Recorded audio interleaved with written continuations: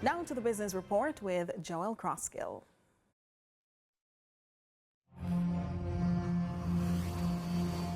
Lots to share with you in the business report today regarding the revitalization of Jamaica's sugar industry, a recent tour of the Pan-Caribbean Sugar Company Limited PCSC factory in Frome, Westmoreland by Minister of Agriculture Floyd Green, which coincides with the start of the harvest season, unearthed a number of investments that have been made with the potential to replenish an historically significant sector that had gradually wilted over time.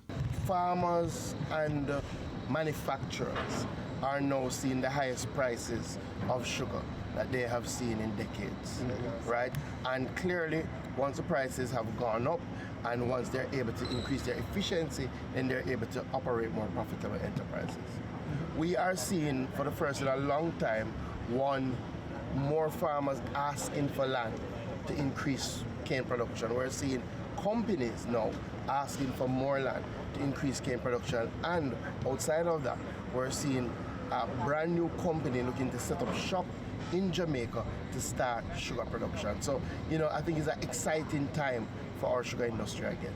The resurgence in the sector coincides with the considerable investment made by the PCS in modernizing equipment.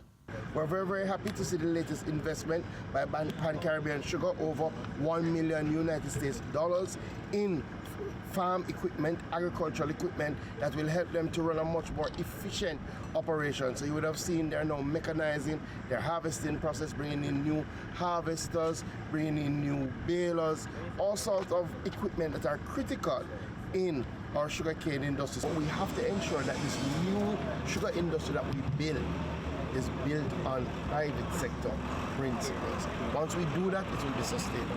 While the extent of the impact of weather events like Hurricane Beryl last year on the 2,500 hectares ready for reaping this year have not yet been quantified, Minister Green admits there was a potentially even greater impediment to production that required government intervention for correction and allowed for the upgrades in machinery currently being witnessed at the company. Last year we had some challenges in relation to ensuring that the factory had enough cane.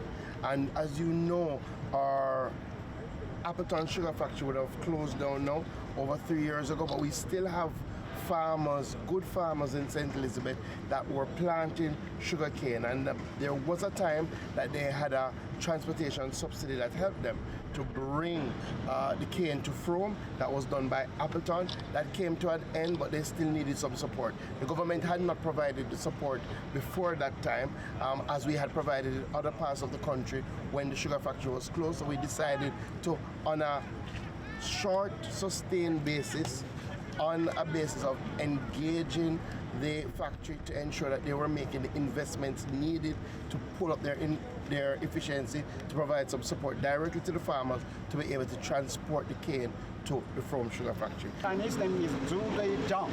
Chairman and Chief Executive Officer of Pan-Caribbean Sugar Company Limited says that the cooperation that has crystallized between the various stakeholders in the recovery of the sector bodes well for additional investment in the future. Governmental, local, community, and also our own workers, we need to join hands together to move the company developing, moving forward based upon the current situation.